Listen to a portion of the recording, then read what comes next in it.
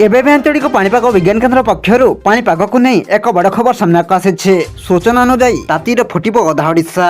15 जिले में 40 डिग्री टपिपार तापमात्रा।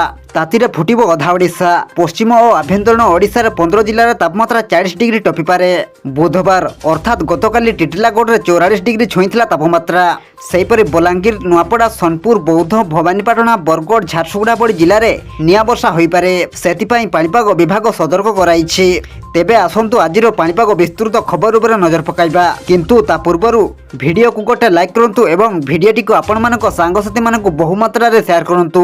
जदि आम चैनल रे आपण प्रथम थर भिडियो देखुछन्ते ताहले एबे ही चैनल को सब्सक्राइब करी पाखरे थिबा बेल आइकन को प्रेस करी ऑल उपर क्लिक करंतु, जहा द्वारा आगो को एमिति पाणीपाग संबंधी लेटेस्ट अपडेट आपण माने सर्वप्रथमे आम चैनल माध्यम रे पाई परिबे। गुरुवार अर्थात आज मध्य उपकूल ओडिशा रे भी प्रबल गरम और गुड़ुगुड़ी रहिबो। बालेश्वर, भद्रक, जाजपुर, केन्द्रापड़ा, कटक, जगतसिंहपुर, पुरी, खोर्धा, नयगढ़, गंजाम और गजपति रे एही स्थिति रहिबो। 16 तारिख अर्थात आज मध्य ताती आहुरी भयानक आड़ को जाइपारे। पश्चिम ओडिशार किछि स्थान रे 45 डिग्री टपिपारे। आभ्यंतरण ओडिशा अनेक स्थान रे प्रचंड खरा और ताती अनुभूत होइपारे। बलांगीर, झारसुगुड़ा, संबलपुर और सोनपुर रे ग्रीष्म प्रभाव बहिपारे बोली पाणीपाग विभाग पूर्वानुमान करिछि। सेहीपरि 17 तारिख और 18 तारिख में आभ्यंतरण ओडिशार अनेक स्थान में ग्रीष्म प्रभाव बहिपारे।